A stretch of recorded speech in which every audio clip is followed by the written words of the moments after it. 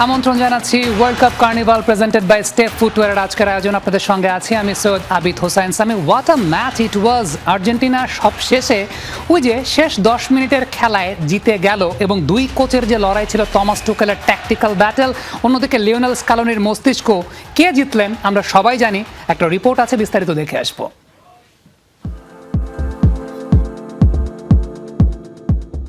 বলা হয় আধুনিক ফুটবল নাকি এখন অনেকটা দাবা খেলার মতো, যেখানে দুই দলের কোচ ক্রমাগত একে অন্যকে পরাস্ত করতে কৌশলের পরিবর্তন করতে থাকেন অনবরত, প্রয়োজনে সাবস্টিটিউট করান ফুটবলার। বিশ্বকাপের দ্বিতীয় সেমিফাইনালও তার ব্যতিক্রম ছিল না। ফুটবলের সেই অদৃশ্য চেস গেমে টুখেলের ইংল্যান্ডকে হারিয়ে ফাইনালে স্কালোনির আর্জেন্টিনা। এবারের বিশ্বকাপে স্কালোনির গেম প্ল্যানটা ছিল ওপেন সিক্রেট।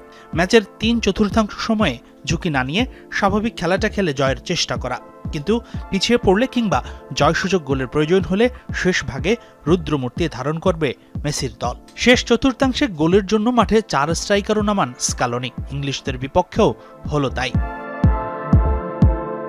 আর্জেন্টিনা ইংল্যান্ড ম্যাচের প্রথমার্ধে ফুটবলের চেয়ে রেসলিং হয়েছে বেশি। দ্বিতীয়ার্ধে শুরু হয় ফুটবলের দৈরত, যেখানে দারুণ কাউন্টার অ্যাটাক থেকে গোল আদায় করে নেন টুখেলের দল। কিন্তু অনুমেয়ভাবে দ্বিতীয় হাইড্রেশন ব্রেকের পর যখন চরম আক্রমণাত্মক মুডে মাঠে নামে আর্জেন্টিনা, তখন একেবারেই ডিফেন্সিভ মুডে চলে যায় ইংলিশরা। ট্যাকটিক্সের জন্য পরীক্ষিত ইংল্যান্ড দলের জার্মান কোচ টুখেল চাপের মধ্যে মনে হয় ভুলে যান ক্রীড়াঙ্গনের সবচেয়ে পরিচিত প্রবাদটি, আক্রমণই হলো সবচেয়ে সেরা রক্ষণ। স্কালোনি যখন চেস গেমে একের পর এক স্ট্রাইকার মাঠে নামিয়ে কাঁপন ধরিয়ে দিচ্ছেন ইংলিশ রক্ষণে, তখন মেসিদের গোলটা পাওয়া ছিল সময়ের ব্যাপার মাত্র। আশ্চর্যের বিষয়, এই সময়ে তেমন কোনো কাউন্টার অ্যাটাকের চেষ্টাই করেনি ইংল্যান্ড, অথচ এই ম্যাচে আর্জেন্টাইন রক্ষণ ঢুকেছে। শুরু থেকে 2 সেন্টার ব্যাক পেয়েছিল হলুদ কার্ড। ইংল্যান্ডের গোলের সময় রাইট ব্যাক মলিনা টেরে পাননি, তার পেছনে দৌড়ে আসছেন গর্ডন। কেপ ভার্দে, মিশর, সুইজারল্যান্ডের মতো দলগুলো কাউন্টার অ্যাটাকে ম্যাচের শেষ মুহূর্ত পর্যন্ত চাপে রেখেছিল আর্জেন্টিনাকে, অথচ টুখেলের ইংল্যান্ডের আক্রমণ, কাউন্টার অ্যাটাক আর রক্ষণ ছিল নখদন্তহীন। ফুটবলার বদলেও টুখেল ছিলেন অর্ডিনারি। রাইট উইগে 39 বছর বয়সী মেসিকে সামলাতে যখন নাকাল ইংলিশ ফুলব্যাক জেড স্পেন্স, তখনও তাকে বদলাননি টুখেল। ফলাফল সেই প্রান্ত থেকে একাধিক আক্রমণ আর উইনিং গোলের যোগান। এক কথায় স্কালোনির সাথে ট্যাকটিক্সের ব্যাটেলে গোহারা Thomas Tuchel. Hasinur Rahman, Jamuna sports. গলা ফাটিয়ে নয়, Messi greatest of all time সেটা তিনি প্রমাণ করেছেন তার ফর্ম দিয়ে। তার যে লিডারশিপ, তার যে প্লেইং অ্যাট্রিবিউট, সব কিছু মিলিয়ে এই ম্যাচটাতে লিওনেল মেসিকে একটু অন্যভাবেই সবাই দেখেছে। অনেকটা 24-25 বছর বয়সী লিওনেল মেসির কথা মনে করে দিচ্ছিলেন তিনি। এরকম একটা ফিজিক্যাল ফুটবলের গেমে যেইভাবে তিনি খেলেছেন, নেতা হয়ে পুরোপুরি পথ দেখিয়েছেন। যদি হারাতে চাও কোনো দল, তবে ভাঙো সবার আগে মনোবল। সে কারণেই বোধহয় দুই দল মাঠের লড়াইয়ের সাথে শারীরিক যুদ্ধেও নেমেছিল।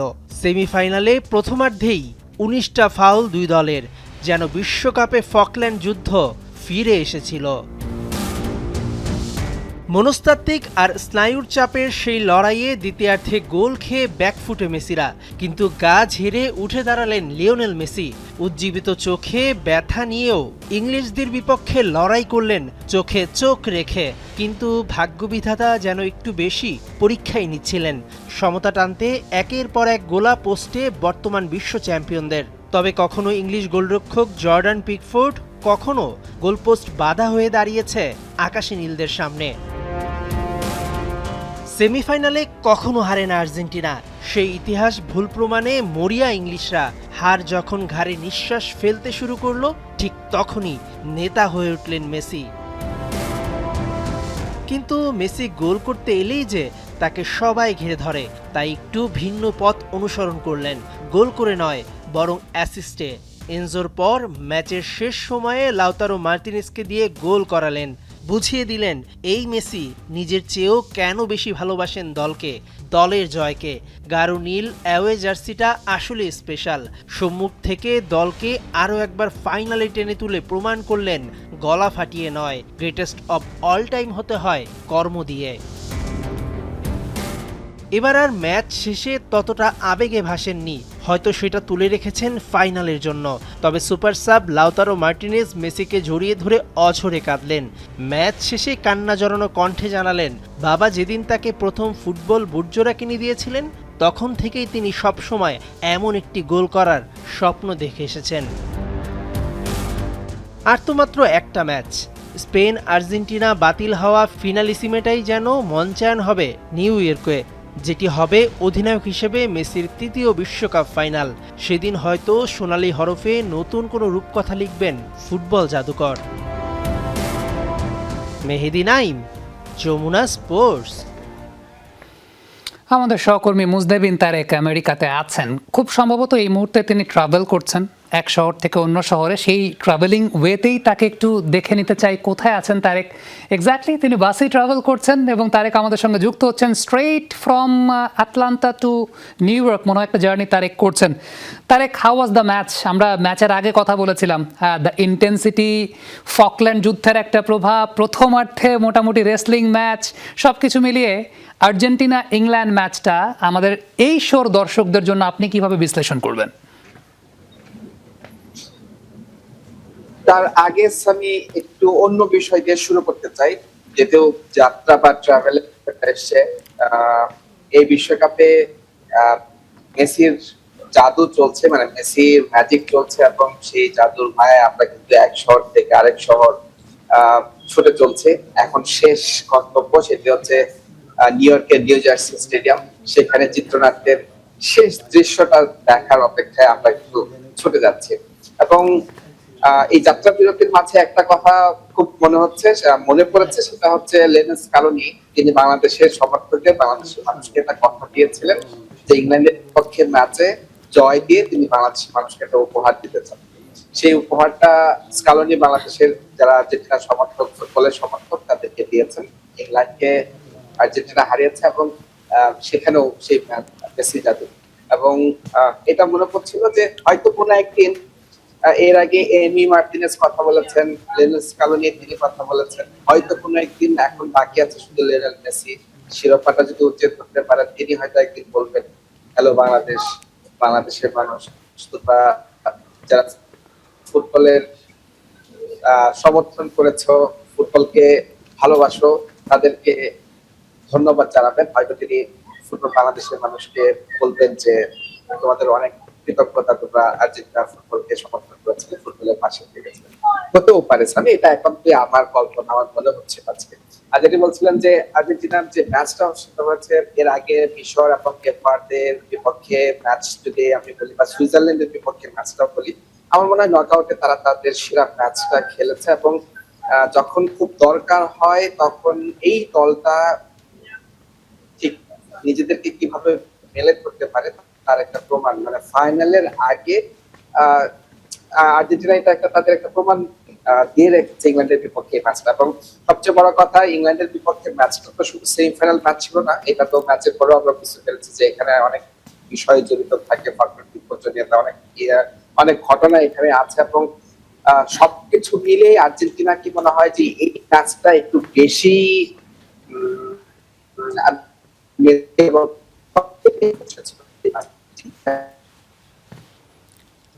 আমার মনে হয় কানেকশনটা, যেহেতু যাত্রা পথে তারেক আছেন, কানেকশনটা এই জায়গাটা একটু সমস্যা তৈরি করেছে। পরবর্তী সময় যদি আমরা তারেককে পাই তাহলে সেই সময় হয়তো বা যুক্ত হওয়ার চেষ্টা করব। তবে আজকের দিনের অতিথিদের সঙ্গে যুক্ত হতে চাই দুজন ঘরের মানুষ আছেন, আহমেদ বিন পারভেজ এবং হাবিবুর রহমান প্রতিদিন থাকছেন। মাঝখানে একজন আছেন, একটু আপনার পরিচয়টা জানতে চাই। স্টুডেন্ট। ওকে, তিনি স্টুডেন্ট। আপনি কোন টিমকে সাপোর্ট করছেন এই ওয়ার্ল্ড কাপে?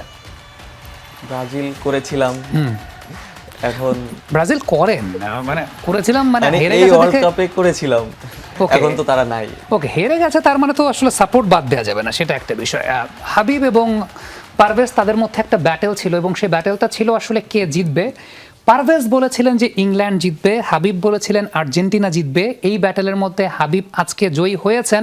তার মানে পারভেজ ভাই, আপনি আসলে কি খাওয়াবেন হাবিব ভাইকে, সেটা আপনি এই জায়গাটায় ডেফিনেটলি চিন্তা করবেন। তবে আমার একটা কোয়েশ্চেন, আমি আসলে হাবিব ভাইকে দিয়ে শুরু করি। আমাদের কাছে কয়েকটা ছবি আছে এই ছবিগুলো কি আসলে ফুটবল ম্যাচের ছবি নাকি রেসলিং ম্যাচের ছবি, আই এম ইন ডাউট। আমি একটু ছবিগুলো দেখতে চাই। এবং টু বি ভেরি অনেস্ট, ওকে, প্রথমে মেসির উপর যেটা করা হয়েছে ট্যাকেলটা, সেটাকে দিয়ে শুরু করা গেছে, বাট যদি সত্যি কথা বলি তাহলে কলম্বিয়া স্টাইলের ডার্টি ফুটবলটা আর্জেন্টিনা প্রথমে খেলা শুরু করেছিল আসলে এই ম্যাচে। After that England join in the battle. আরও কিছু ছবি আছে, একটু ছবিগুলো দেখি না, খালি একটা দেখলে তো হবে না। ওকে, এখানে মেসির উপর করা হয়েছে সেটাও আছে, একটু আর্জেন্টিনা যে করেছে সেগুলো কি দেখতে পারবো? ওকে, আরও আরও আরও কিছু আছে, আরও কিছু আছে।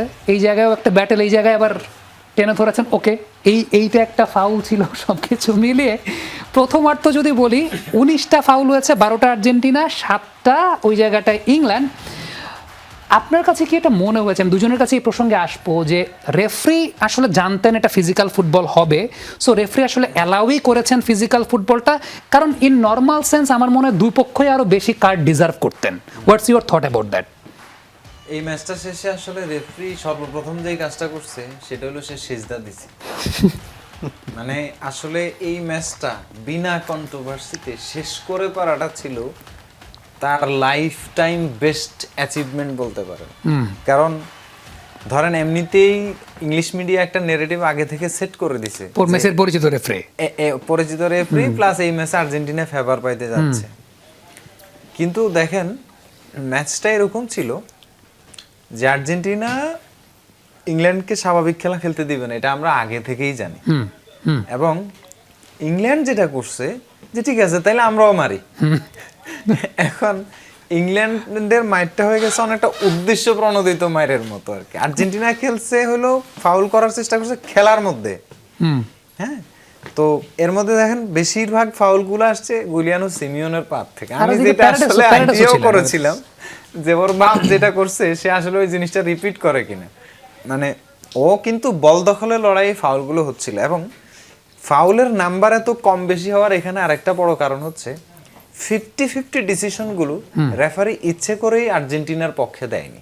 মানে 50-50 হয়েছে, ফিল্ডের মিডল পার্কে আছে, সো দিলে ক্ষতি নাই, রেফারি ডিসিশনগুলো ইংল্যান্ডকে দিয়ে গেছে, যাতে করে অ্যাটলিস্ট ইংলিশ মিডিয়া আগামীকাল সকালে ঘুম থেকে উঠে এটাও না বলতে পারে যে রেফারি 50-50 অল ডিসিশন। কিন্তু আমি দ্য টেলিগ্রাফের একটা আর্টিকেল দেখেছি, টেলিগ্রাফ মনে হয় টোটাল কতগুলো মানে 30টা ইনসিডেন্ট তারা টাইম ধরে ধরে 2 নম্বর মিনিট 3 নম্বর মিনিট, প্রথম 3টাই মনে প্যারালাইসিস ছিল সেক্ষেত্রে একদম, সেটা অলরেডি তারা করেছে। কিন্তু হ্যাঁ, মানে এটা হচ্ছে ধরেন ওই যে খড়ের গাধায় সুই খুঁজবে ইংলিশ মিডিয়া, এটা আগে থেকে আমরা জানি। এখন বিষয়টা হচ্ছে কি, একটা পর্যায়ে কিন্তু গেম সেটেল ডাউন হয়েছে, মানে এই ফিজিক্যাল ব্যাটেলটা কিন্তু একটা পর্যায়ে বন্ধ হয়ে ফার্স্ট গেছে। হাফের পরে দুই দলই টেকটিক্যালি মানে একে অন্যকে হিট করার যেই মানে যখন হচ্ছে ফুটবল খেলার মানসিকতাটা আসছে তখন এই জিনিসটা আসলে সাইড হয়ে গেছে। এরপরে ইংল্যান্ড ফুটবল খেলাটা শুরু করছে, এবং সেই শুরুটা থেকে ইংল্যান্ড আসলে লিড নিছে। ওই সিনটা আসলে খুবই ইম্পর্টেন্ট ছিল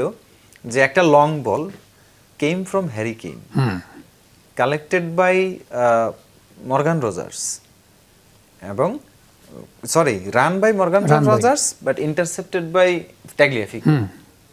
বাট ওই রাইট ব্যাক মানে ওই ফুল ব্যাক চ্যানেল ধরে আসা ডেকলান রাইস হচ্ছে ওই লুজ বলটা কালেক্ট করে, কালেক্ট করার পরে আবার মর্গান রজার্সকে পাস দেয়। ওই সময় লিসান্দ্রো যদি চাইতেন একটু আগায় আসলে তাকে অফসাইড ট্র্যাপে ফেলা সম্ভব ছিল, যেই কাজটা পাউ কুবার্সি করে থাকে, কিন্তু লিসান্দ্রো মার্টিনেজ তার গ্রাউন্ডে ঠিক ছিলেন, যার কারণে এটা অনসাইড ছিল। দেন ওই পাশ থেকে আসলে গর্ডন আসছিলেন, মাঝখান থেকে সেন্ট্রালি জুড বেলিংহাম আসছিলেন, তাকে আবার গুলিয়ানো সিমিওনে মার্ক করে ফেলছে। সো জুড বেলিংহাম ওয়াজ মার্কড। এই সিচুয়েশনটা থেকে যখন ক্রসটা গেছে, মানে মলিনা হলো এই ওয়ার্ল্ড কাপের মানে one of the most stupid defender আর কি বলা যায়। যেই বলটা আসছে আসলে বেসিক ডিফেন্ডিং সেন্সে সে আগে যেয়ে বলটা চার্জ করার কথা, এটা ক্লিয়ার হয়ে যায়, কিন্তু গর্ডন তার পিছন থেকে অনেকটা তার কাছ থেকে চুরি করা হয়েছে এই শটটা, এবং সে শোল্ডার চেক করে নাই, সে জানাই না যে কে বলে চার্জ করছে। এইভাবে মূলত আর্জেন্টিনা গোলটা খায়, আর গোল খাইলে আর্জেন্টিনার একটা ঘুম ভাঙে। এরপরে কিন্তু ডিফেন্সের ঘুমটাও ভাঙছে। এরপরে কিন্তু ইংল্যান্ড আর সলিড কোনো অপরচুনিটি ওইভাবে আনতে পারে নাই, উইং ধরে ক্রসও আসে নাই, প্লাস মন্টিয়েল আসার পরে হচ্ছে মানে জোনাল ব্লকিংটা আর একটু ভালো করছে আর্জেন্টিনা, এবং এটা কিছুটা ডিপলেরও ক্রেডিট। ডিপল আসার পরে ওই জোনটা সে কাভার করছে, যার কারণে ওই সাইড থেকে আর অ্যাটাক আসেনি। ট্যাগলিয়াফিকো শুরু থেকেই সলিড গ্রাউন্ডে ছিল, সো ওই দিকটা থ্রেট নিউট্রালাইজ ওকে, হয়ে গেছে। এই জায়গা থেকে আমি ফিরবো, আসলে এটা নিয়ে বিস্তারিত আমাদের কথাবার্তা আছে, ভিডিও আমি দেখাবো। তার আগে একটু পারভেজ, একটু আপনার কাছে ফিজিক্যাল ফুটবল, এবং যখন ফিজিক্যাল ফুটবলটা চলে আপনি আর আমি আসলে ট্রাভেল করছিলাম, আপনি আর আমি একসঙ্গে ছিলাম, এবং আমরা সেটাই বলছিলাম যে প্যারাদেস তো শুরুর দিকেই 3টা দিছে মাইরে, আফটার দ্যাট ওইটাই চললো, ইংল্যান্ড জয়েন দ্য পার্টি, এবং সবকিছু মিলে এই ফার্স্ট হাফটাকে আসলে আপনি কিভাবে এক্সপ্লেন করবেন? আমার কাছে তো মনে হয় যে ফার্স্ট হাফে মোমেন্টাম শিফটটা বেশ কয়েকবার দুই দল নেয়ার চেষ্টা করছিল, despite all this physicality. But যেটা হাবিব ভাই বললেন যে ওটার সাথে আমি অ্যাগ্রি করি টু আ সেন্স, যে আসলে ইংল্যান্ড তারা ট্যাকেল করেছে, they join the party. But যে জায়গায় আমি অ্যাগ্রি করি না সেটা হচ্ছে যে উদ্দেশ্য প্রণোদিত ফাউল করার চেষ্টা তারা করছে, ব্যাপারটা এরকম না। It's just that Messi is too tricky. তিনি যখন সেই মুডে আছেন, যিনি 3 জনকে কাটিয়ে চলে যেতে চাইছেন, মানে তার সাথে কন্টাক্ট লাগার পরও পড়ছেন না, ওই মুডে যখন মেসি আছেন, আপনি তো আসলে মানে না চাইলেও আপনার ফাউল হয়ে যাবে, মানে আপনি ট্যাকেলই করতে চাচ্ছেন বাট ফাউল হয়ে যাবে। সো ওই সিচুয়েশনগুলো ইংল্যান্ডের জন্য প্রবলেম হচ্ছিল, স্পেশালি মেসিকে মানে আটকানো। আর সবচেয়ে বড় যে সমস্যাটা আমার কাছে লেগেছে ইংল্যান্ডের, যে তারা শুধুমাত্র ওই ফিজিক্যাল ব্যাটেলটায় যায়নি, সেখান থেকে তাদের মানে যে জোশটা পেয়েছে, সেই জোশে স্পেশালি জুড বেলিংহাম তিনি একটু ওভারলি অ্যাগ্রেসিভ কথাবার্তাও বলছিলেন, বিভিন্ন ফাউল নিয়ে কমপ্লেন করছিলেন, রেফারির সঙ্গে আলোচনা করছিলেন, কেইনকে সাথে নিয়ে আসছিলেন। সো বেলিংহামও যে অ্যাজিটেটেড সেটা কিন্তু বোঝা যাচ্ছিল, এবং অ্যাজিটেশন কিন্তু সব প্লেয়ারদের জন্য পজিটিভ দিক না। আমার কাছে মনে হচ্ছে বেলিংহামের খেলার মানে ওপর যে কন্ট্রোল বা তার যে কাজগুলো করতে হবে, সেই কাজ বাদ দিয়ে তিনি আসলে এইগুলোতে বেশি মনোযোগী হয়ে গেছেন, এবং তিনি হয়তো ভাবছেন যে ইংল্যান্ড জিতছে, মোরালি জিতছি আমরাও কিন্তু ফাইট ব্যাক করছি, বাট ব্যাপারটা আসলে সেরকম হয়নি। ফার্স্ট হাফের এন্ডের দিকে যদি বলি, কেন আস্তে আস্তে ফুটবলে ঢুকতে হয়েছে দুটো টিমকে, কারণ অলরেডি তার মধ্যে এলিয়ট অ্যান্ডারসন একটা হলুদ খেয়ে ফেলেছেন, 2 সেন্টার ব্যাক হাফ টাইমের আগে পরে হলুদ খেয়েছেন আর্জেন্টিনার রোমেরো এবং লিসান্ড্রো মার্টিনেজ। সো হলুদ যখন খাওয়া শুরু করছেন আপনার ক্রিটিক্যাল ট্যাকলাররা, আপনি কিন্তু তখন আর মানে বেশি রিস্কে এমনিও যাবেন না। সো ওটা একটা বিষয়। আর যতক্ষণ গিলিয়ানো সিমিওনি থাকবেন মাঠে, এই ধরনের ফিজিক্যাল ফুটবল হবে আর কি। তার সাইজ দেখে আপনি ভাববেন না যে তিনি বসে থাকার জন্য এসেছেন। হি ইজ ভেরি ভেরি টেনাসিয়াস, ওই যে গাতুসোর মতো একটা ফিল দেন তিনি যখন অফ দ্য বল চার্জ করতে আসেন। সো গড়নে ছোট ব্যাপার না, তিনি কিন্তু ওই কন্ট্যাক্টে গিয়েছেন। না, আমার কাছে মনে হচ্ছিল যে মানে এটা কি সিমিওনে ছিল নাকি রোমান রিংস ছিল, না আমার মানে কাছে এরকমই মনে আসলে হচ্ছিল। ওরকম যে তিনি একদম কন্ট্যাক্টে যাবেন, তিনি কন্ট্যাক্ট দিয়ে প্রমাণ করবেন যে দেখো এখানেও তোমরা পারবা না আমাদের সাথে, ওরকম একটা ফিল নিয়ে। বাট ফার্স্ট হাফের এন্ডিংটা কিন্তু ইংল্যান্ড ভালো করছিল, এবং একটা পর্যায়ে মনে হচ্ছিল Argentina is waiting for the first half to end, এবং সেই মোমেন্টামটাই আসলে ইংল্যান্ড পরবর্তী হাফেও ক্যারি করে তারা কিন্তু গোলটা পেয়ে যায়। ওকে, আপনার কাছে যদি আসি, ফার্স্ট হাফের সামারি, যদি আপনি তো ডেফিনেটলি খেলাটা দেখেছেন, ফার্স্ট হাফে এরকম ফিজিক্যাল ফুটবল যেভাবে হয়েছে, দুপক্ষে 19টা ফাউল হয়েছে, কিভাবে এটাকে বিশ্লেষণ করবেন? পুরো ফার্স্ট হাফটা আসলে একটা ওই যে ফিজিক্যাল ব্যাটেল যেটা বললেন, যে একটা ডার্টি ফুটবল হয়েছে আসলে। এখানে হচ্ছে অনেকে জুড বেলিংহামকে আবার করতেছে যে সে কেন এভাবে মেসির সাথে যাচ্ছে, তর্কে যাচ্ছে। আমি আসলে ওই জিনিসটাকে একটু ডিফেন্ড করতে যাচ্ছি, যে যখন মাঠে আসলে ডার্টি ফুটবল হচ্ছে বা ব্যাটেল হচ্ছে, তখন আমি নিশ্চয়ই আপনার সাথে যদি আমার খেলা হয়, আমি তখন আপনাকে বলবো না যে সামি ভাই আপনি আসছেন, আপনি বলটা নিয়ে যান, সিনিয়র, আপনার সম্মান দিব না। তো এটাকে আসলে আমি ওভাবে জাস্টিফাই করব না। আর শুরুতে ওই যে তাদের যেহেতু একটা হিস্টোরি আছে, ওই জায়গা থেকে পুরো খেলাটাই একটা ব্যাটেলের দিকে চলে গেছিল। তো এরপরে আস্তে আস্তে আমরা দেখছি যে সবাই আর কি খেলার দিকে একটু একটু করে খেলার ভিতরে ঢুকে গেছে।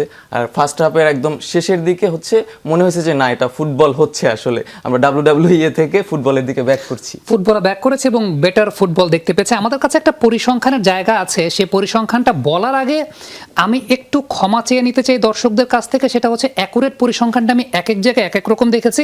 মেসি ড্রিবল আসলে কয়টা করেছেন এই ম্যাচে, আমি কোনো জায়গায় 9টা দেখেছি, কোনো জায়গায় আমি 10টা দেখেছি। অ্যাকুরেটটা আমি জানি না, তবে 9টাকে ধরেও যদি আমি করি, বিশ্বকাপের সেমিফাইনালের ইতিহাসে 9টা ড্রিবল করেছেন সাকসেসফুলি মেসি সহ। আরও যে কজন আছেন আমরা একটু তালিকাটা দেখতে চাই, আফটার দ্যাট আলোচনাটা করব যে এই লিওনেল মেসি মূলত বার্সেলোনার লিওনেল মেসিকে মনে করিয়ে দিচ্ছিলেন। আমরা পুরো আলোচনায় অনেক সময় বলেছি যে স্কালোনি তার মতো করে ট্যাকটিক্স সাজাচ্ছেন। পারভেজ, এই জায়গায় যে নামগুলো আছে এই প্রত্যেকে যখন বিশ্বকাপের মঞ্চে 9টা করে ড্রিবল করেছেন, এইডেন হ্যাজার্ড, ডিয়াগো ম্যারাডোনা, এই ভদ্রলোক যিনি ইংল্যান্ডের হয়ে 90 সালে করেছিলেন, লিওনেল মেসি, কারো বয়সী 30-এর উপরে ছিল না, প্রত্যেকে 30-এর নিচে। Messi was 39, Messi is 39। কয়টা? 10টা। হাবিব ভাই বলছেন 10টা, তার মানে এটাও ছাড়িয়ে গেছেন মেবি তাইলে ওয়ার্ল্ড কাপের সেমিফাইনালের ইতিহাসে সবচাইতে বেশি ড্রিবল মেসিরই। হাবিব ভাই, আপনাকে দিয়ে যদি আমি শুরু করি, মেসি হঠাৎ করে এটা কিন্তু একটা অনেক বড় চমক দিয়েছেন, কারণ এই প্যাটার্নটা through out the world cup তিনি খেলেন না, এটা কিন্তু 24 বছরের মেসির প্যাটার্ন ছিল। আমি বলছিলাম যে মেসির একটা এক্সট্রা গিয়ার সব সময় বাকি থাকে, এক্সট্রা একটা গিয়ার, এটা ওয়ার্ল্ড কাপ শুরুর আগে বলছি। মানে যেই প্লেয়ারটা থ্রু আউট তার এন্টায়ার ক্যারিয়ার ড্রিবল করে গেছে, সে এখন এত এক্সেসিভ ড্রিবল কেন করে না? দ্যাট মিনস হচ্ছে ওয়ার্ল্ড কাপের সেমিফাইনাল পর্যন্ত তার ইনজুরি অ্যাভয়েড করার দরকার ছিল। ড্রিবল আপনার ইনজুরি রিস্ক বাড়িয়ে তুলবে, সেটা হামস্ট্রিং ইনজুরিটার রিস্ক অনেক বেশি বাড়ায়। সো মেসি এটা জানে, তার ফিজিক এখন যে কোনো মুহূর্তে হাল ছেড়ে দিতে পারে। সো এই কারণে সে আসলে এক দুইটা করে ড্রিবল করে করে চেক করছিল যে কতটুকু করতে পারে। এখন যখন তার টিম মাচ নিডেড, এখন তো তাকে করতেই হবে। সো করতেই হবে সিচুয়েশনটা তখন আসছে, সে রিস্কটা নিছে। 12টা ড্রিবল অ্যাটেম্প করছে, তার মধ্যে ইংলিশ ডিফেন্ডার বা এই টাইপের সিচুয়েশনে সাকসেসফুল ড্রিবল 10টা। এবং in a sense he is still now better dribbler than Lamine Yamal. না, সেটাই কিন্তু মানে সেটাই দেখা গেছে আসলে, যে মাসল মেমোরিটা যে এখনো মেসিকে সাপোর্ট করে ওইভাবে, ইট ওয়াজ রিয়েলি সারপ্রাইজিং। এবং তাইলে আমাদের এই যে চার্টটা আছে, যেটা আমরা 9টা ধরে করেছিলাম, দর্শক একটু ক্ষমা চেয়ে নিচ্ছে, এই জায়গাটা 10টাই হবে। এবং 10টা যদি হয়, আমার জানা মতে বিশ্বকাপের সেমিফাইনালের ইতিহাসে মেসি সর্বোচ্চ সংখ্যক ড্রিবলটাই করলেন অ্যাট দ্য এজ অফ 39।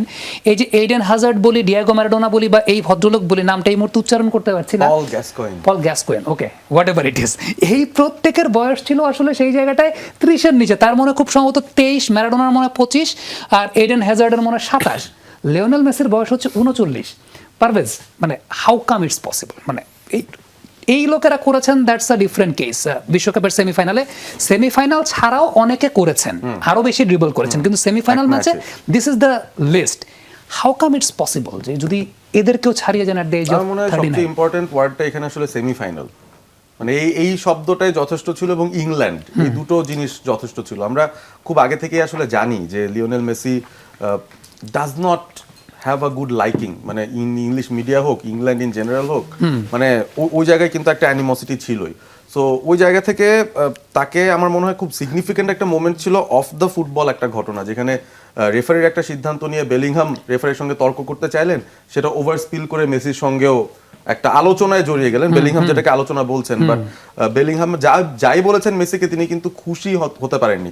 তিনি কিন্তু একটা চেহারা বানিয়েছিলেন যে ওকে, মানে এই ধরনের একটা ইঙ্গিত তিনি দিয়েছেন। এবং সেটার আগ পর্যন্ত মেসিকে আমরা যেই ধরনের খেলতে দেখেছি ওভারঅল, তারপর থেকে কিন্তু Messi became a totally different beast. এবং যেটা বলছিলাম যে ফাউলের কন্ট্যাক্ট হওয়ার পরেও মেসি পড়ছেন না, মানে he wants to prove a point. Literally মনে হচ্ছিল 86-এর যে আমরা যদি মারাদোনার সেই হাইলাইটস প্যাকেজ দেখি এগেইনস্ট ইংল্যান্ড, তিনি যেভাবে তাদের অপদস্থ করতে চাইছেন, মানে মানসিকভাবে ভেঙে ফেলার জন্য আপনি আইদার ফিজিক্যালি হিট করবেন, না হলে তাদের মানসিকভাবে তাদেরকে জাস্ট শেষ করে দেবেন আর কি। সো মেসি বেসিক্যালি মানে এমন কিছু জায়গায় ড্রিবল করেছেন যেখান থেকে আসলে মেবি একটা গোল স্কোরিং ইমিডিয়েট চান্স নাই। It was more to show the English midfielders and defenders যে মানে তোমরা কিন্তু ভুল মানুষের সাথে বোধহয় মেস করছো এই সময়টায়। So and you are totally right about the muscle memory thing. এটা আসলে আপনি চাইলেও আপনার পছন্দের একটা জিনিস আপনি অ্যাভয়েড করতে পারবেন না, এবং এই মোমেন্টটাতেই বোধহয় এই ধরনের কিছু দরকার ছিল to give that statement. But England গোলটা দেওয়ার পর তখন কিন্তু আই উড সে আমার কাছে মনে হচ্ছিল যে ওই সময়ে আর্জেন্টিনা নিডেড আ কুইক ফিক্স। তারা কিন্তু তখন খুব জলদি তাদের চেঞ্জেসগুলো আনা শুরু করেছিল। বাট ওখানেও আমি বলবো যে টোটালি আর্জেন্টিনাকে আমরা ক্রেডিট দেওয়ার পাশাপাশি I would say England they had very much tactical flaws তাদের পরবর্তী ধাপটায়, তারা ওই গোলটা করার পর যা করেছে ওই জায়গাটায়। সো ওটাও আসলে কন্ট্রিবিউট করেছে। আমি পুরোপুরি বলবো না যে আর্জেন্টিনা আউটপ্লে করে দিয়েছে তাদের, ডেফিনেটলি তাদের ট্যাকটিক্স কাজে লেগেছে, বাট ইংল্যান্ড অনেক কিছু করতে পারতো, হয়তো সামনে আমরা সেটা নিয়ে এই জায়গাটা নিয়ে আমি আলোচনা করতে চাই। টমাস টুকেলের একটা বদ অভ্যাস আছে, সেটা হচ্ছে আগে গোল দেওয়ার পরে এই ইমেজ পয়েন্টে আমি একটা কথা অ্যাড করতে চাই। মানে আগের যে ইমেজটা ছিল, এটাতে ধরেন আপনি যে আন্ডার 38 এর ডিফেন্ডারদের বা সরি অ্যাটাকারদের ড্রিবলিং স্ট্যাট আনছেন, এখানে আমি একটা জিনিস বলি যে মেসির 22-এর ওয়ার্ল্ড কাপ ম্যারাডোনার 86-এর ওয়ার্ল্ড কাপের চেয়ে কেন বেশি স্পেশাল।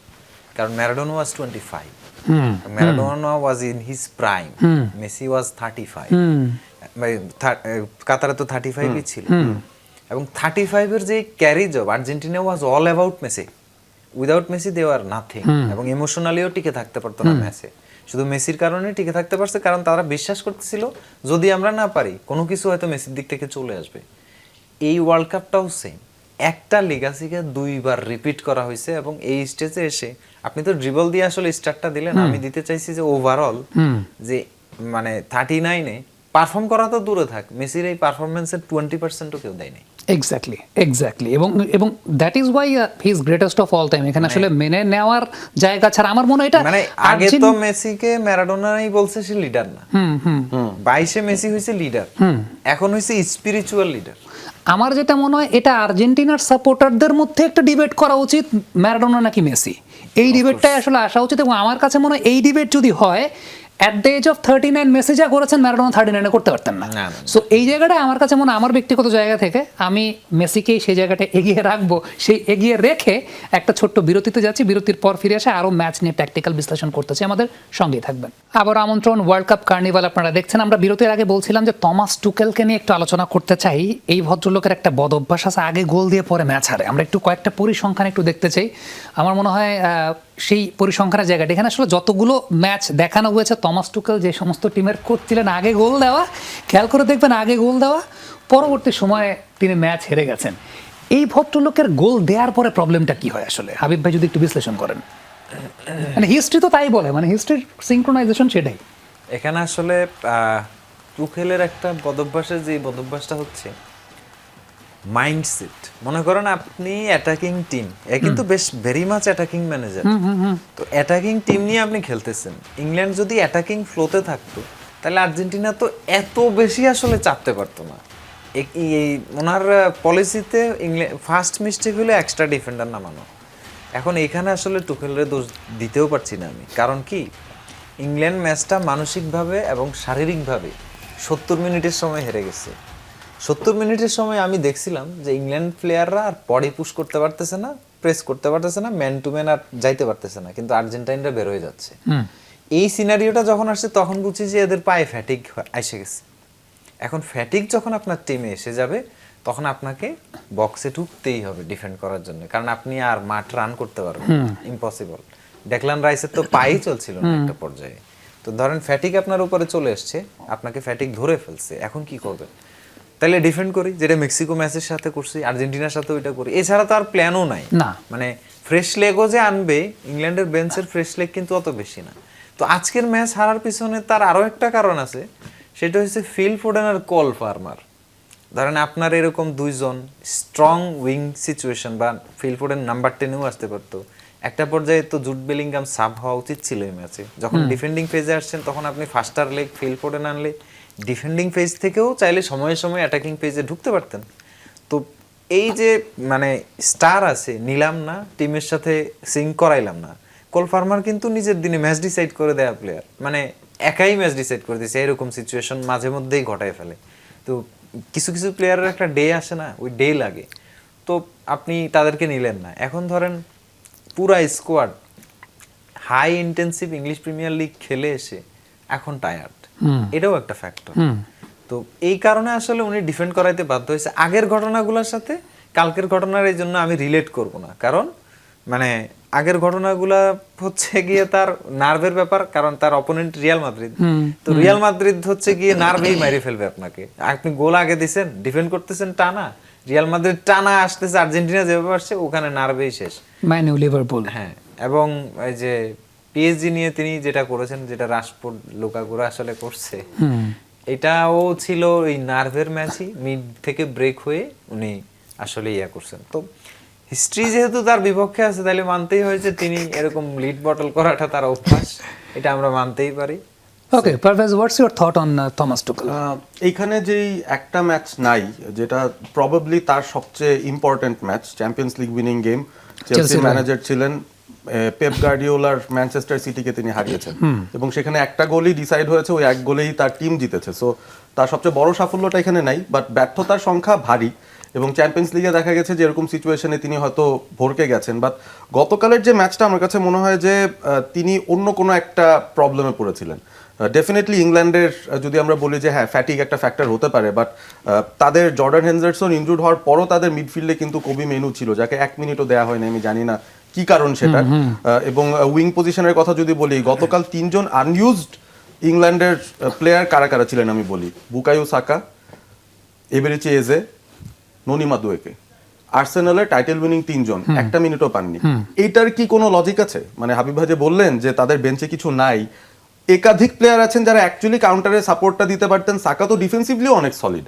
আমি এই ব্যাপারটাই খালি বুঝি নাই যে হাইড্রেশন ব্রেকের পর কিছু একটা হয়েছে বা সেই সময় কিছু একটা আলোচনা হয়েছে, 1 গোলের লিড পেয়ে গেছি, এবং অনেক সময় আমার কাছে মনে হয় hydration break creates a problem. মানে এখন এই নতুন একটা এক্সট্রা ব্রেক, এটাকে ট্যাকটিক্যালি ওভারথিঙ্ক করতে গিয়ে অনেক আগে যে সময়টায় বোধহয় ডিফেন্ড করা লাগতো মেবি 80 মিনিটস পরে, তারা হাইড্রেশন ব্রেকের সময়ই মোটামুটি মনে হয় আলোচনা করে ড্যান বার্নরা হয়তো এসে বলেছেন যে ভাই নেমে যাই, আমি কিন্তু হ্যাঁ একদম ঠেকিয়ে দিব। তো হঠাৎ করে তার পরপর দেখি যে তারা পুরোপুরি ভাবে 7 জন ডিফেন্ডারের একটা সেটআপ নামাচ্ছে। এখন ডিপ ডিফেন্ড করা, উপরে ডিফেন্ড করা ভিন্ন কথা, বাট আপনি ডিফেন্ডারই যখন নামাচ্ছেন, সেন্টার ব্যাক নামাচ্ছেন, ড্যান বার্ন, আপনার তো বোঝাই যাচ্ছে যে আপনি আসলে পিছনেই আপনি থাকবেন। তবে তাদেরকে ডেফিনেটলি আরো পেছনে ঠেলতে আর্জেন্টিনা একটা রোল প্লে করেছে, সেটাও হাবিব ভাইয়ের সাথে আলোচনা হচ্ছিল যে মেসি আসলে কিভাবে চাপিয়ে দিয়েছেন তাদের ভেতরে। অনেকটা ওই যে ক্রিকেটের মতো যে ব্যাটিং করছেন, শর্ট বল একের পর এক ফেস করতে করতে আপনাকে কিন্তু সেট আপ করেছে, একটা ফুল লেন্থ বল দিবে আপনি ব্যাকফুটেই আছেন।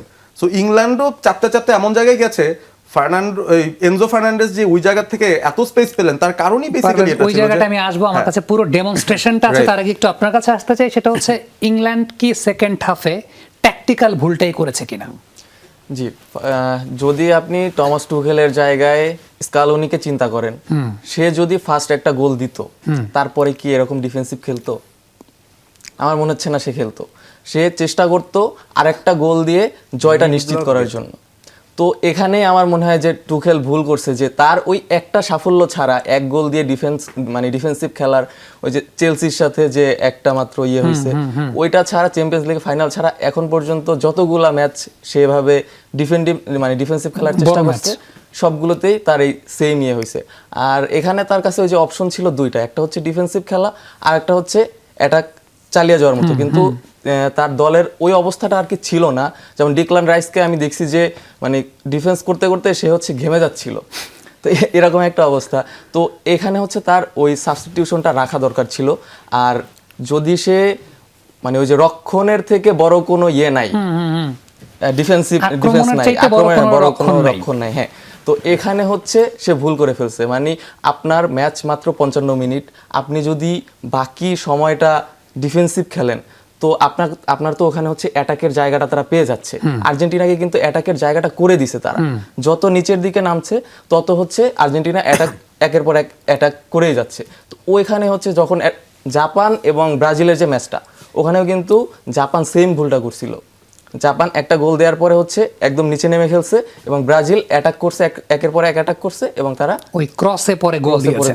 আমাদের কাছে একটা উপস্থাপনা আছে, আর্জেন্টিনা তো গোলটা দিয়েছে 85 বা 86 মিনিটে, কিন্তু এই গোলের বিল্ড আপটা আর্জেন্টিনা শুরু করেছিল 55 মিনিট থেকে। এবং সেই জায়গাটা একটু দেখতে চাই যে কিভাবে ইংল্যান্ডের মাসেল মেমোরিতে একটা প্যাটার্ন ঢুকিয়ে এরপরে মেসি ডিসিভটা করেছেন। একটু খেয়াল করে দেখবো যদি ভিডিওগুলো চলে আমাদের জায়গা থেকে, মেসিকে ডান দিক থেকে সরিয়ে নিয়েছিলেন, এবং ইনিশিয়াল স্টেজে যে বিষয়টা হচ্ছিল, আসলে ফার পোস্টের দিকে ক্রস আসছিল। ইনিশিয়ালি ফার পোস্টে বারবার ক্রস করা হচ্ছিল। যদি যেহেতু ফিফার কপিরাইটের একটা ইস্যু থাকে, এই কারণে আমরা আসলে ভিডিওটা পূর্ণাঙ্গ চালাতে পারছি না, কিন্তু ফার পোস্টে ক্রস আসছিল। এটা হচ্ছে একদম ইনিশিয়াল স্টেজের যে জায়গাটা। এরপর একটা মাঝামাঝি স্টেজের জায়গা আসলো, যে জায়গাটাতে তারা মাঝখানের এই জোনটাতে ক্রস দেওয়া শুরু করছিল, এবং ওই জায়গাটাতে McAllister was the showman. McAllister defence লাইনটাকে বারবার ভেঙে ফেলছিলেন। আমরা যেহেতু ভিডিওটা প্লে করতে পারছি না, সো ভিডিওটা বাদ দিয়ে, ফিফার কপিরাইটের ব্যাপার আছে, আমরা একটু লিওনেল মেসির সিকোয়েন্সটাতে যাই। লিওনেল মেসির এইটা যেমন আমরা দেখাচ্ছিলাম যে আলটিমেটলি এই জায়গাটাতে মাঝখানে ক্রস করা শুরু করলেন, এবং ইংল্যান্ডকে মোটামুটি এইভাবেই অভ্যস্ত করে ফেলা হলো যে ইংল্যান্ড যে কেউই আসুক না কেন এইখানেই বল দেবে এবং ক্রস হবে। লিওনেল মেসি বলটা যখন পেয়েছিলেন, আমরা যদি স্টিল ছবিগুলো আছে সেই জায়গাটা আমরা যাই, একটা ছবি আমরা তৈরি করেছি যেখানে ইংল্যান্ডের প্রত্যেক ডিফেন্ডারের মাথার মধ্যে একটা কোয়েশ্চেন মার্ক আছে। এই জায়গাটা না, এই ছবিটা না, একটু ওই ছবিটা একটু দেখতে চাই, যেটার মধ্যে সবার মাথা, এই যে ঠিক এই সিকোয়েন্স থেকে আসলে সবাই ধরে নিয়েছে Lionel Messi will go for the shot. অথবা বক্সে তারা ক্রস যাবে। হাবিব ভাই, পারভেজ ভাই, আপনারা এই সেক্টর আমার চাইতে বেটার, আপনারা ডিসক্রাইব করবেন। আমি যতটুকু বুঝি তার মধ্যে বলার চেষ্টা করলাম, but you people are better than me. But এই জায়গাটায় ডিসিভটা হলো যে লিওনেল মেসি পরে বলটা এনজো ফার্নান্দেসকে দিলেন। হাবিব ভাই, আপনাকে দিয়ে একটু শুরু করি। 85 মিনিটের একটা গোল, এটার জন্য build up, muscle memory build আপটা 54 মিনিট থেকে কিনা আসলে এটা কি ভেরি মাচ ওয়েল রিহার্সড কিনা? মেন্টালি আপনাকে একটা মুখস্থ প্যাটার্নে অভ্যস্ত করা যে I will go this way, I will go this way, I will go this way. কিন্তু আর্জেন্টিনা লং রেঞ্জ শটের প্ল্যানিং, মানে ইংল্যান্ডকে লং রেঞ্জে ভাঙার প্ল্যানিং অনেক আগে থেকে করে আসছে, এবং লং রেঞ্জে ভাঙার মতো যেই 3 জন প্লেয়ার আসলে স্পেশাল, সেই 3 জন প্লেয়ারই বাইরে। আপনি দেখেন ডি পল, এনজো ফার্নান্দেজ এবং ওই পাশে দেখেন জুলিয়ান আলভারেজ, অর্থাৎ এরাই আসলে লং রেঞ্জটা নিতে পারে।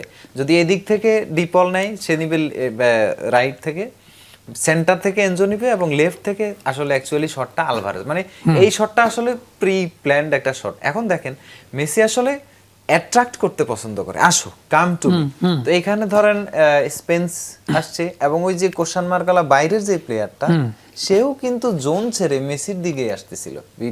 ভিডিওতে আছে, আমি আসলে এটা 24 অ্যানালাইজ করছিলাম, আমি নিজে রেডি করছিলাম। সো মেসিকে এরা দুইজন গার্ড করার পরেও মেসি যখন ইনসাইড রানটা নিচ্ছিল, স্টিল নাও এরা দুইজন ভাবছে যে ক্রস। এখন দেখেন আর্জেন্টিনার প্লেয়ারদের ওভারলোডটা কিন্তু সেকেন্ড পোস্টে, এবং মেসি ম্যাকালিস্টারের একটা ডেকোয় রান আছে এই পাশে, সেটা হচ্ছে ফার পোস্টে, মানে এই পাশটাতে। তো মেসি এবং ম্যাকালিস্টার ওভারলোডটা দিছে কোথায়? এই পোস্টে, ওরা দিছে ওই পোস্টে। মাঝখানে আমার কি লাগবে? ফাঁকা জায়গা লাগবে।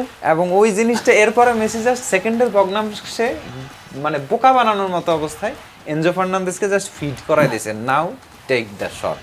এবং এনজো ফার্নান্দেজ আসলে এখান থেকে শট নেই, একদম মাপা ফ্রি কিক নিছে, বলটা আগে বসাইছে, পাঁচটা রিসিভ করে বসাইছে, এরপর ওই যে ফাঁকা, এখন তো ভালো নাই, এইদিকে ম্যাকালিস্টার আর মেসির ওভারলোড, ওই রেঞ্জে আসলে ওই আর্জেন্টিনার বাকি প্লেয়ারদের ওভারলোড, মাঝখান ফাঁকা। পিকফোর্ডকে একটা চ্যালেঞ্জ জানাইছে, কালারটা মারছে যাতে তার হাতের মানে হাতের নাগালে যাই আসছিল, হি শট এভরিথিং, হি ক্যাচেস আপ এভরিথিং। তো এই জন্য এর হাতের নাগালে দেওয়া যাবে না, এই কারণে ওই সেকেন্ড পোস্টে কার্ল দিছে, আর ওই কার্লের কারণে এই গোলটা হয়েছে। এবং এনজো ফার্নান্দেজের শটটা ছিল একদম কুল নার্ভের শট, মানে এই শটটা আমার নিতেই হবে।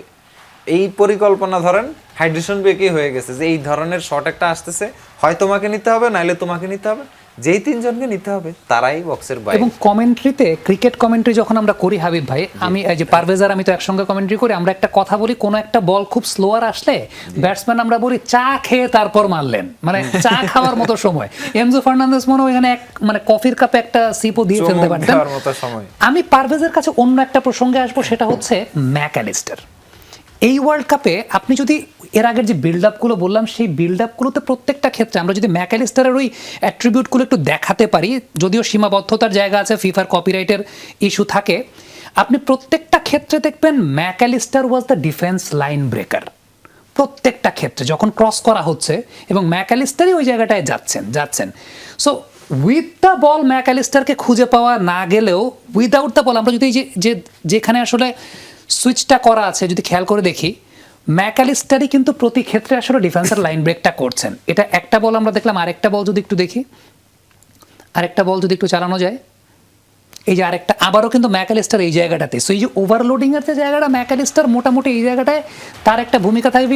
মেসির কর্নার কিকগুলো তো ম্যাকালিস্টার ইজ দেয়ার, নিয়ার পোস্টে রান দেয়। এই প্লেয়ারটা অনেক বেশি আন্ডাররেটেড কিনা। আমরা জানি ফুটবল 2 ধরনের খেলা, একটা হচ্ছে উইথ দ্য বল, একটা without the ball. With the ball যারা করেন সেটা পরিসংখ্যানে লেখা থাকে, উইদাউট দ্য বল লেখা থাকে না। So what's your thought about Mac Allister? আমার কাছে মনে হয় যে তাকে আসলে একটু অন্য অ্যাঙ্গেল থেকে আসি আগে, যে ম্যাকালিস্টার যখন ওয়ার্ল্ড কাপে এসেছিলেন, he was not in good form at all. লিভারপুলের সঙ্গে তার ভালো সিজন যায়নি, এবং তিনি আসলে তার আগের সিজনগুলোতেও ক্লপের আন্ডারে যেই ধরনের সিস্টেমে যেভাবে খেলেছেন, যে রোলটা ছিল, তার থেকে একটা ভিন্ন রোল স্লট তার কাছ থেকে এক্সপেক্ট করছিলেন, এবং সেটাও সামহাও তিনি ডেলিভার করতে পারছিলেন না। But even in that bad season, he was always a very good aerial threat. এটা আমরা মানে দেখেছি, তার লিভারপুল ডেজেও দেখেছি যে এরিয়াল থ্রেট হিসেবে তিনি দারুণ, এবং লাইন ব্রেকিং যে রানগুলা, বেসিক্যালি আমরা যদি ইংল্যান্ডের সঙ্গে একটু কম্পেয়ার করি, যে ওই চোরা রানস ফ্রম বেলিংহাম, ওইটার কম্প্যারিজনে যদি বলি, ম্যাকালিস্টার সেই কাজটা করেছেন এবং এই লাইন আপটাতে তাকে কিন্তু একটা ডিফিকাল্ট কাজ করতে হয়েছে, মোটামুটি আউট অফ পজিশন খেলতে হয়েছে। তিনি মোস্টলি দেখা যাচ্ছে যে লেফট সাইডটাকে পেট্রোল করার দায়িত্ব তাকে দেওয়া হচ্ছে, যেটা তার ন্যাচারাল কাজই না। না। সো একে হচ্ছে আপনি আপনার ন্যাচারাল কাজটা যেটা না সেটা করতে রাজি হয়েছেন এবং এ কারণে আপনি দেখবেন যে ওই লেফট সাইড থেকে কিন্তু খুব একটা বেশি অ্যাটাক, যত নকআউট ম্যাচেস শুরু হচ্ছে আমরা দেখেছি যে ওই সাইডটা একটু ইনার্ট, ওখান থেকে অ্যাটাকস হচ্ছে না বা ওইখান থেকে ফুটবলটা জেনারেট হচ্ছে না। বাট এইটার মানেই হচ্ছে McAllister is free enough to make those runs এবং এন্ড প্রোডাক্ট হিসেবে আমরা জানি যে ক্রসগুলো কে দেবেন, এই সাইড থেকে মেসির দেওয়ার সম্ভাবনা বেশি, তিনিই দিয়েছেন।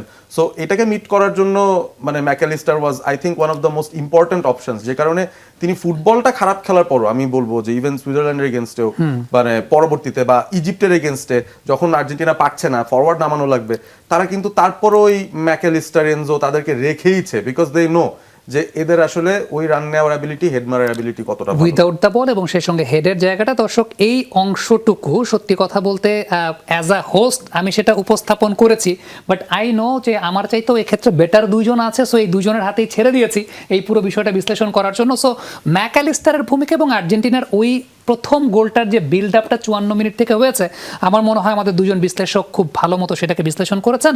আপনার কাছে আমি আসবো, একটা ছোট্ট বিরতির সময় হয়েছে। দর্শক এই পর্যায়ে ছোট্ট একটা বিরতি নিচ্ছি, আমাদের সঙ্গে থাকবেন। World cup carnival presented by step ফুটওয়্যারের আজকের আয়োজন চলছে, আমাদের সঙ্গে 3 জন গেস্ট আছেন। একটু আপনার কাছে আসবো, লিওনেল মেসি যে দ্বিতীয় অ্যাসিস্টটা করেছেন সেটা কিন্তু ডান পায়ে করেছেন। আমরা মেসির বাম পায়ের জাদুর ব্যাপারে জানি, ডান পায়ের জাদু অতটা প্রমিনেন্ট না, বাট এরকম একটা হাই ইন্টেন্সিভ ম্যাচে একটা প্লেয়ার যখন ডান পায়ে তার রং ফুটে যখন এরকম অ্যাসিস্ট করেন, ডেফিনেটলি ইটস সামথিং এলস।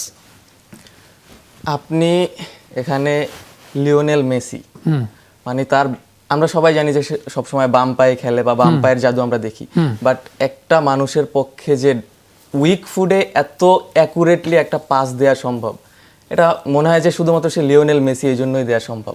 আর ওখানে আপনি মানে কোথায় দিতে হবে এবং একদম তার সামনে পিছনে যখন লাউতারো মার্তিনেজ যেখানে হেডটা দিয়েছে ওখানে তার সামনে পিছনে দুইজন ডিফেন্ডার এবং তারা দুইজনই হচ্ছে লাউতারোর থেকে হাইট তাদের দুজনেরই বেশি, অনেক বেশি। তো ওইখানে হচ্ছে প্লেসমেন্ট এবং লাউতারোর যে পজিশনিং, আমরা কিন্তু এই ওয়ার্ল্ড কাপে দেখছি যে লাউতারো হচ্ছে সুপার সাব হিসাবে খেলতেছে, সবাই ওয়েট করতেছিল যে কখন হচ্ছে লাউতারো নামবে, লাউতারো এখনো নামানো হচ্ছে কিনা, কিন্তু স্কালোনি একদম পারফেক্ট টাইমে তাকে নামাইছে এবং একটা সুযোগ সে পেয়েছে এবং একটাই হচ্ছে সে গোল করে দিয়েছে। আমরা লাউতারো মার্টিনেজের ইন্টেলিজেন্সটা নিয়ে একটু কথা বলতে চাই। তার সামনে যেই ভদ্রলোক ডিফেন্ডার হিসেবে দাঁড়ানো ছিলেন তার উচ্চতা 6 ফিট 3 ইঞ্চি, লাউতারোর উচ্চতা 5 ফিট 8 ইঞ্চি, তিনি একদম ব্লাইন্ড জোনে দাঁড়িয়েছিলেন। আমরা যদি একটু দেখি জিনিসটা, একটু দেখলে আমরা বিষয়টা খুব ভালো মতো আসলে বুঝতে পারবো। লাউতারো মার্টিনেজ যে হেডটা করেছিলেন এইটা চালানোর দরকার নেই, আমার মনে হয় যে লাউতারো এবং ডিফেন্ডারের আলাদা একটা ছবি আছে আমাদের কাছে, সেই ছবিটা এক্স্যাক্টলি এইখানে যে ব্যাপারটা, এই ভদ্রলোক 6 ফিট 3 ইঞ্চি, লাউতারো মার্টিনেজ 5 ফিট 8.5 ইঞ্চি। এখন নর্মালি স্ট্রাইকিং পজিশনে হাবিব ভাই আমরা দেখি যে হয় ফরওয়ার্ড ডিফেন্ডারের সঙ্গে থাকেন বা সামনে যান, বাট লাউতারো সেই জায়গাটা করেননি, তিনি ব্লাইন্ড জোনে ছিলেন। এটা কি এই কারণে যে জানেন 6 ফিট 3 ইঞ্চি ওর সাথে লাফায় আসলে পারবে না? So is it the trick by Lautaro Martinez? না, এটা আর্জেন্টিনার সেট পিস কোর্সের ট্রিক। মানে ওই যে ওনার নাম যেন কি, ওয়াল্টার স্যামুয়েল। এটা হচ্ছে গিয়ে আপনার মেসি মানে লঙ্গার ডিফেন্ডারদেরকে অতিক্রম করে তোমাকে একেবারে সেকেন্ড বারেই দেবে, so you try to stick to the second বার। ফার্স্ট বারে তোমার আরেকটা আবার সামনে, এই ক্রসের সামনেও একটা আছে, এই কর্নারে যদি ইমেজটা আরো জুম আউট করা যায়, এই কর্নারে আরেকজন আমাদের কাছে কি আরেকটা ছবি আছে যদি আমরা দেখতে পারি? ক্রসটার কোনো কি আর ছবি আছে? হ্যাঁ, এই সামনে লাউতারোর আগে আরেকজন ছিল আর্জেন্টাইন, মানে যে নিয়ার পোস্ট অ্যাটাক করছিল, লাউতারো হলো ফার পোস্ট।